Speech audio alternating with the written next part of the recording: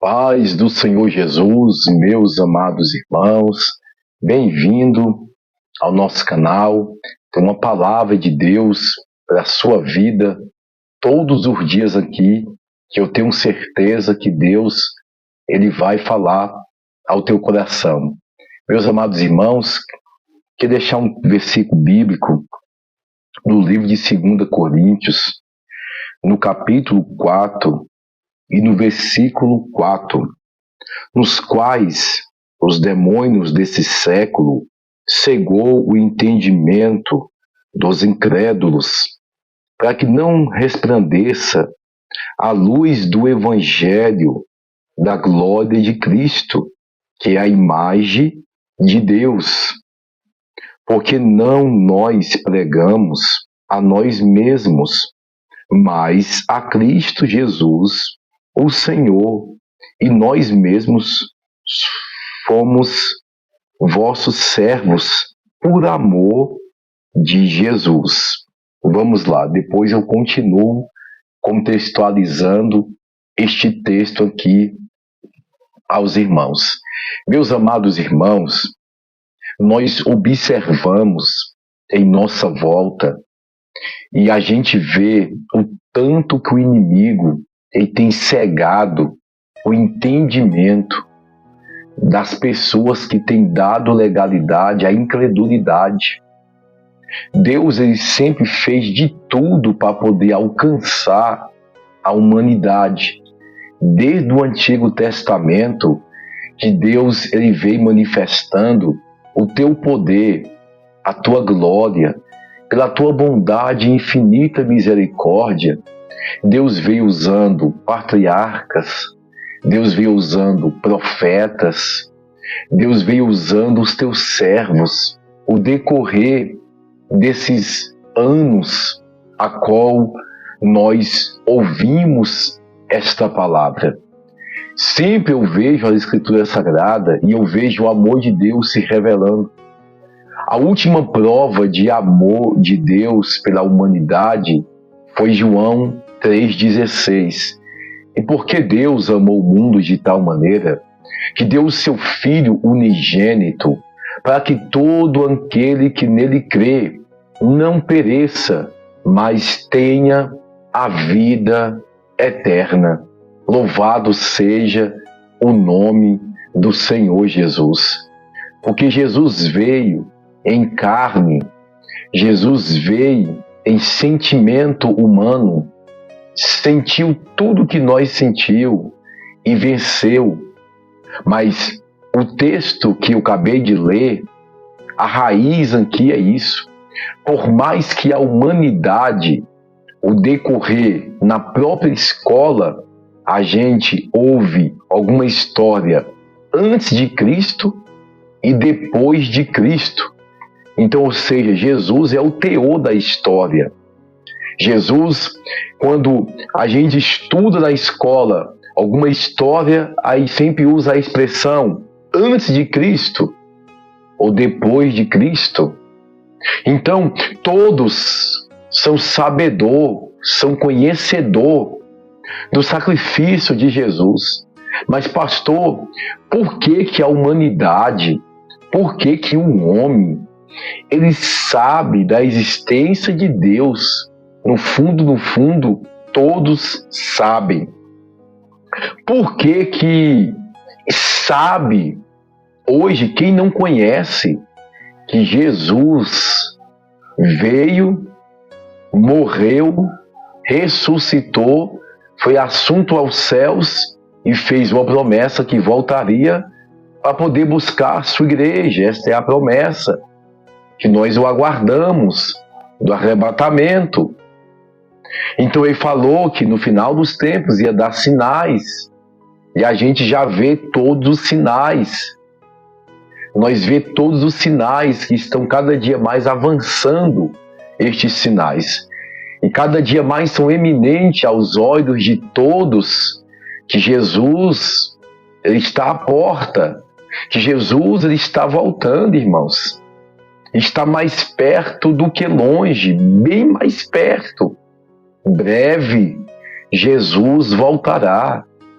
E todos aqueles que teve uma oportunidade jogou fora, dando ouvido a espíritos enganadores, dando ouvido aos seus meros prazeres em viver suas próprias vidas, suas próprias maneiras, sem querer submeter à vontade da palavra de Deus, à vontade de Deus. Esses vão lembrar dessas mensagens que foi pregada e vão chorar amargamente porque não quisem dar ouvido à voz do Senhor. A Bíblia diz no livro de Hebreus: e quando ouvirdes a voz do Senhor teu Deus, não endureceis o vosso coração. As pessoas ouvem a palavra de Deus e endurecem o coração à palavra de Deus. E aonde que o inimigo ele vê a legalidade da incredulidade na mente das pessoas e cega o entendimento delas. Este versículo 4 é muito forte, nos quais os demônios ou os deuses desse século cegou o entendimento dos incrédulos. Para quê? Qual é o objetivo do diabo cegar o entendimento das pessoas? Qual é o objetivo do diabo cegar as pessoas para que elas não venham se aproximar de Deus? É isso aqui, ó. Cegou o entendimento dos incrédulos para que não resplandeça a luz do Evangelho da glória de Cristo, que é a imagem de Deus. Muito forte isso aqui, irmãos. O diabo ele cega o entendimento das pessoas para que não venha resplandecer a luz do Evangelho da glória de Cristo, que é a imagem de Deus. Ele vai dizer: a qual nós não pregamos a nós mesmos, mas anunciamos a palavra, anunciamos os feitos do Senhor, as maravilhas do Senhor. É onde que nós temos que atentar a isso. Tudo aquilo que vem para poder tentar te afastar de Deus é o inimigo das vossas almas jogando setas de incredulidade na sua mente para poder te afastar de Deus. O inimigo ele trabalha no entendimento do ser humano. Se o diabo conseguir atingir o entendimento do ser humano, ele vai causar incredulidade na mente do ser humano e vai o afastar de Deus. E muitos vão viver as suas vidas como que se não tem juízo final. Muitos vão viver as suas vidas como que se não tem inferno, como que se não tem céu. Uma vida totalmente fora da razão bíblica, totalmente fora do verdadeiro sentido da vida, que é servir ao Senhor. Tem pessoas que às vezes, quantos de nós não temos dúvidas? Ter dúvida é uma coisa, mas estar na zona de uma incredulidade totalmente afastado de Deus já é totalmente diferente. Pessoas que servem a Deus às vezes têm dúvida, mas a dúvida não vai invalidar aquela pessoa de estar na presença de Deus. Porque a Bíblia diz que um dos discípulos de Jesus, conhecido como Tomé, todos conhecem como Tomé, esse mesmo, depois da ressurreição de Cristo, Jesus aparece aos seus discípulos, só que Tomé não estava presente. E quando os discípulos falam, o Senhor esteve aqui, Tomé não acredita, mas Tomé está lá. Tomé está dizendo: só se eu tocar nas feridas dele, só se eu ver as marcas dos pregos nas mãos dele, nos pés, assim, eu vou acreditar que ele ressuscitou. Então Jesus aparece ao meio dos seus discípulos e fala: olha, Tomé, toca, Tomé. Tomé toca nas feridas de Jesus. Tomé toca nos pés de Jesus, vê a ferida nos pés de Jesus. Tomé então crê, Tomé então acredita. Ou seja, aquela dúvida que permeava na mente de Tomé, ela cai por terra, ele passa a crer. Mas tem pessoas que já estão em uma zona de incredulidade tão grande que ele pode ver o operar de Jesus, que ele pode ver as marcas de Jesus nesta terra, ele pode ver o agir de Deus, que a incredulidade cega o entendimento dele para que ele não venha servir ao Senhor, para que ele não venha estar na presença de Deus. Então vai dizer, quando chega ao ponto do nível de incredulidade, onde é que entra ao nível diabólico, onde é que os demônios estão atuando na mente daquela pessoa, porque a qual os demônios desse século cegou o entendimento dos incrédulos, ou seja, o incrédulo ele tem um entendimento tampado, o incrédulo ele não acredita na palavra que é pregada. Todo canto que eu vou, irmãos, quem me acompanha sabe disso, eu prego. Se eu vou em um salão, eu prego. Recentemente fui no salão, um casal reconciliou, fui na borracharia. Todo canto que eu vou, eu estou ali sempre anunciando a palavra de Deus e sempre tem pessoas ali que eu oro por eles, que alguns reconcilia, outros aceitam Jesus, porque eu não prego só apenas, nem tudo eu posto em rede social. De vez em quando eu posto uma foto, uma coisa ali, falando também a alegria de compartilhar, de você falar do amor de Deus com a pessoa e a pessoa ali se entregar para Jesus, reconciliar com Jesus, entregar a vida para Jesus. Então tudo isso se torna gratificante em nossas vidas, porque a gente vê que o evangelho ele não só é pregado de maneira alguma, e isso é obviamente uma verdade, dentro de 4 paredes. Não. Ali é 2 horas de culto que a gente cultua, a gente ouve a mensagem, mas o teor da gente ouvir a mensagem, o centro de tudo, da gente ouvir a mensagem ali dentro do templo, é a gente cristão praticar lá fora. E o que a gente recebeu de ensinamento, a gente for em um local, em um mercado, eu vou no mercado, eu encontro pessoas, eu prego para pessoas no mercado, e se a pessoa quiser receber uma oração, dentro do mercado eu faço uma oração baixa pela pessoa, põe a mão no coração dela, eu falo, Deus, toma a vida dessa pessoa em tuas mãos, não sei como é que ela está angustiada, deprimida, vai trazer alívio para a alma, traz consolo. Então isso é gratificante. Esses dias as irmãs estavam em uma casa e começou a louvar. Uma moça passando no meio da rua, entrou para casa e reconciliou, entregou a vida para Jesus, chorando. Ou seja, pessoas estão sedentas, irmãos. E nós devemos pegar esse evangelho de 4 paredes que muitos têm vivido e levar para fora. Anunciar onde quer que... A minha esposa sempre fala isso. Todo canto que eu chego, tudo vira uma pregação. Pensa que eu estou pregando para alguém. Eu vou comprar, às vezes, um espetinho de carne. O tempo que está esquentando o espetinho é o tempo que eu estou pregando para alguém. Então a gente deve falar do amor de Jesus com temperança. É lógico, irmão, eu sei onde é que eu entro, onde é que eu saio. É lógico que eu recebo o toque de Deus para poder falar de Jesus para aquela pessoa. Porque se Deus não falar nada comigo, eu não vou pregar para aquela pessoa não. Para quê? A Bíblia fala que a gente pregar o evangelho para quem recusa, para quem rejeita, para quem não quer, é como jogar pérolas aos porcos. É como estar jogando fora. Então, quando Deus me dá aquele toque, meu filho, fale de Jesus para essa pessoa. Ela está precisando nesse exato momento de ouvir uma palavra minha. Então é aonde que eu vou e falo e eu vejo o resultado. Agora eu não posso me tornar um cristão chato, um cristão que todo canto que chega já começa a pregar. Vai no meio da família, prega. Vai no canto, não.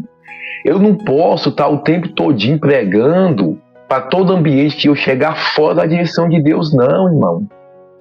Quando eu trabalhava, todo local de serviço meu, eu preguei a palavra de Deus e eu abri espaço para poder falar de Jesus. No horário do almoço, eu fazia reunião para poder falar de Jesus. Trabalhei na coleta de lixo muitos anos, eu pregava em cima do caminhão um dia, isso é testemunho. Eu estava em cima do caminhão, nós na BR de Sobradinho, e eu comecei a pregar para o meu companheiro, em cima do caminhão, nós lá atrás, e eu pregando para ele, os irmãos estavam o caminhão de lixo, tem aquele apoio que a gente segura aqui, e tem a negocinho de ferro que a gente usa os pés em cima. E eu pregando para ele, falando de Jesus para ele, ele começou a chorar. Deus tem isso comigo, irmãos. Ele começou a chorar ali, e ele falou assim: a partir de hoje, irmão, nesse caminho, eu entrego minha vida para Jesus. Enfiou a mão no bolso, pegou a carteira de cigarro e jogou dentro do negócio do caminhão. E falou assim: eu não vou fumar mais. Ele ficou firme na presença de Deus, conheceu uma moça, casou e está firme até hoje na presença de Deus.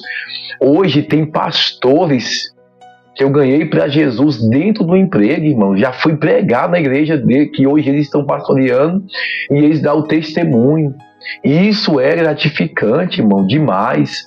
Pessoas que entram em contato comigo de vários lugares, que falam que a gente se tornou um exemplo em sentido do evangelho, em sentido de pregar o evangelho genuíno, em viver, em praticar a palavra, em transmitir o que de fato a gente prega, a gente vive. Então isso é muito gratificante, irmãos. Eu sei que a nossa maior recompensa, ela vai ser naquele grande dia.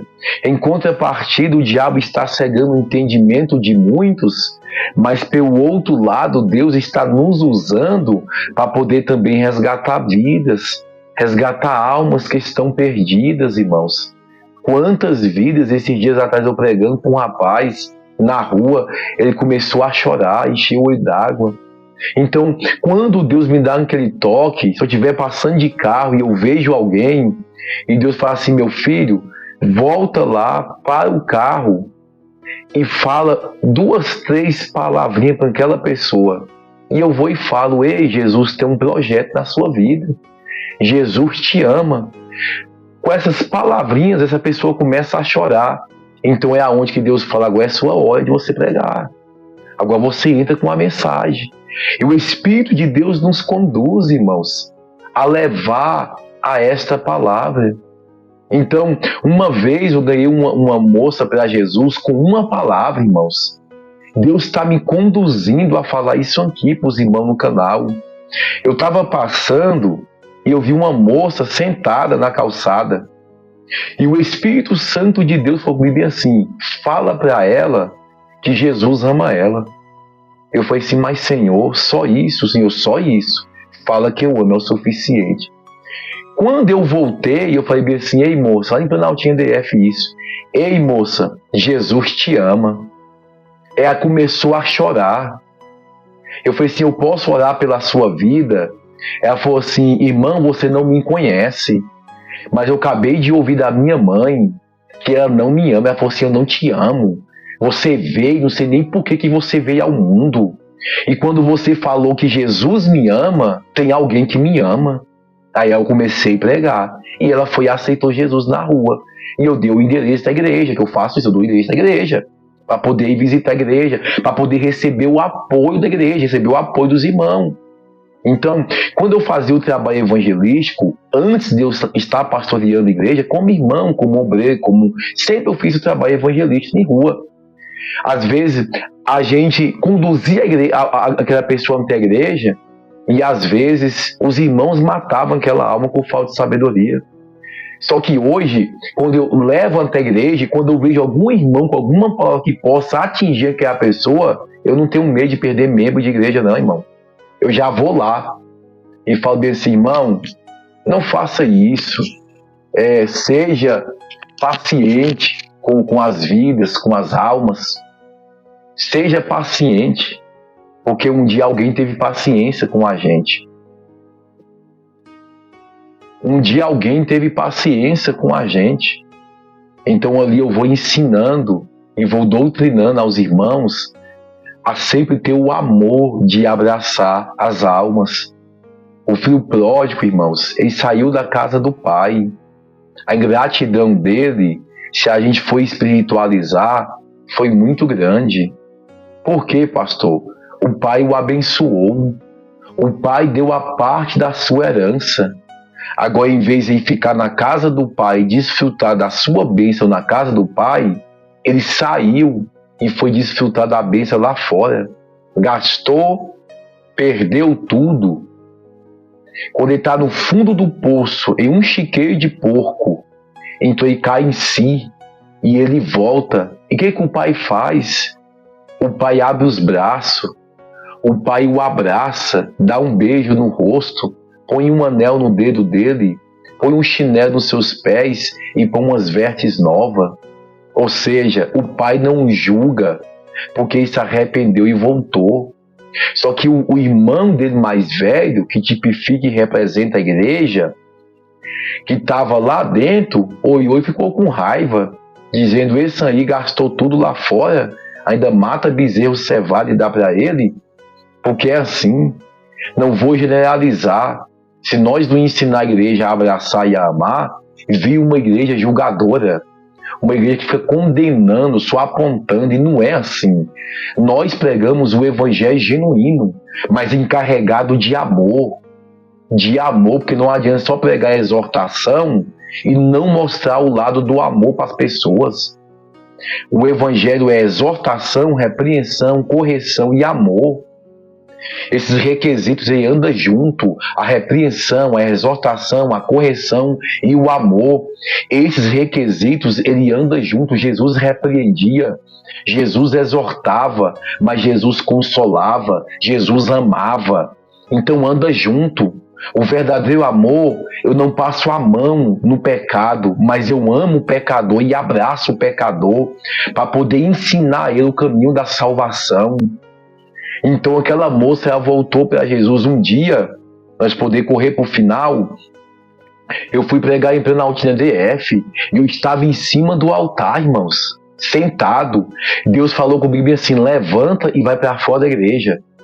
Por que Deus falou comigo? Porque Deus sabia que eu ia falar de Jesus para alguém fora do altar. Que eu não sou pastor só de altar de dentro de igreja. Aí eu peguei, levantei e eu fui lá para fora. Quando eu cheguei lá fora, tinha um portãozinho do lado da igreja. Aí um rapaz chegou. No que um rapaz chegou, cabeça baixa, ele pegou e quando ele botou no trilho, ele falou comigo: fala com ele. Aí eu falei assim: opa amigo, boa noite, você está bem? Aí falou: mais ou menos.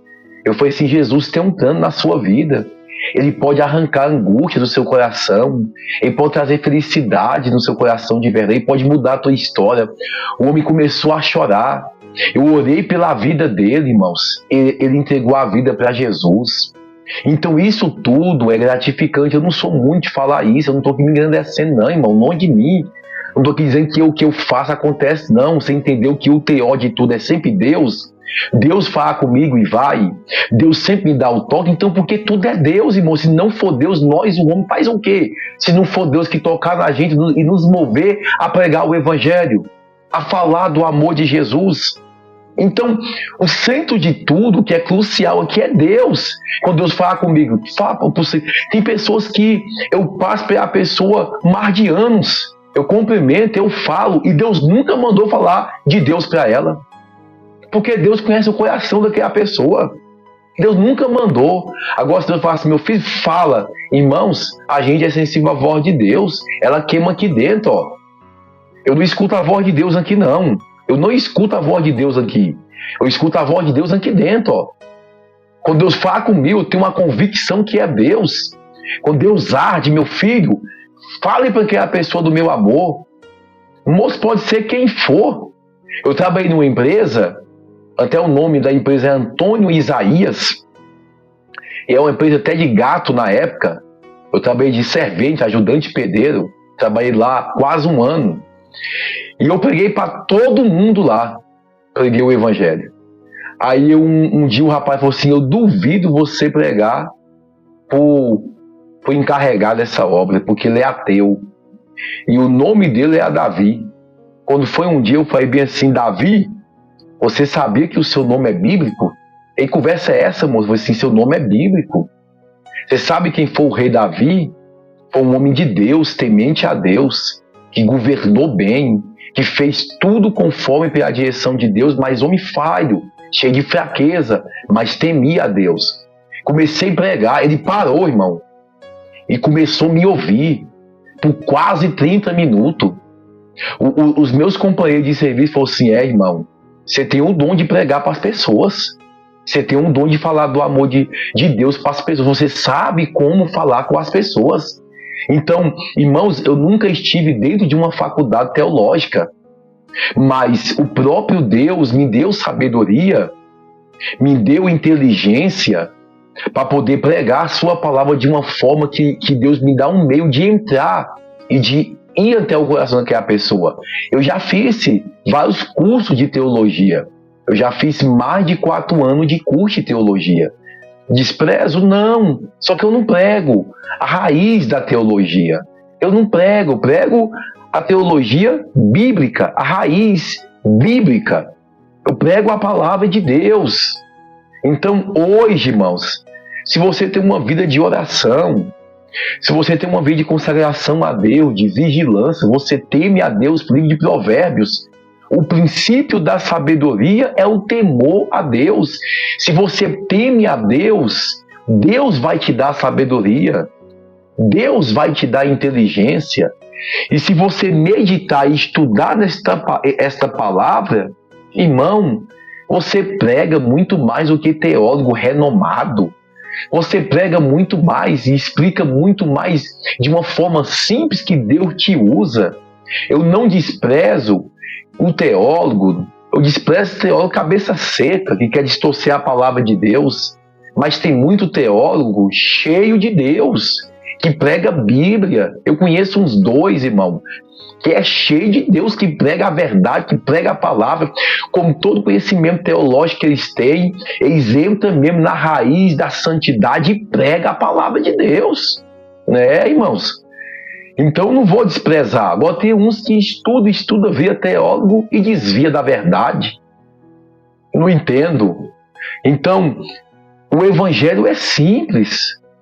Jesus, irmão, ele chegava, suas palavras simples. Hoje o homem quer complicar. Alguns, não vou generalizar, quer complicar. Mas quando você busca um direcionamento de Deus, do Espírito Santo de Deus na sua vida, uma vida com Deus, o princípio da sabedoria é o temor. Temor a Deus, o Senhor vai te dar sabedoria, ao ponto que você vai pregar aos sábios e aos entendidos, que vão ficar de boca aberta, como ficou quando Jesus abria a boca, quando os discípulos abriam a boca diante do sinédrio. Eles ficavam, mas esses homens são indoutos. Lá em Atos capítulo 4, esses homens são indoutos e falam com tanta sabedoria, falam com tanta precisão, homens indoutos, como Pedro, João estavam ali diante do sinédrio, em Atos 4, mas homens que tinham temor. E o princípio da sabedoria é o temor. Então, quando você tem um temor, você tem a palavra que Deus te usa, aonde quer que você vá. Se você fala assim, Deus, que eu saia da minha casa com um propósito, que eu volte com um propósito, que aonde eu andar, eu não chegue num ambiente por chegar, mas quando eu chegar lá, que eu seja instrumento do Senhor para a vida de alguém. A paz que eu alcancei, o amor que eu alcancei, que outras pessoas possam alcançar também por intermédio da minha vida. Faça isso, que a sua visibilidade vai mudar, a sua espiritualidade vai mudar, vai criar um amor a mais no seu coração pelas vidas, pelas almas. Amém? Que Deus te abençoe. Guarde esta palavra em nome de Jesus.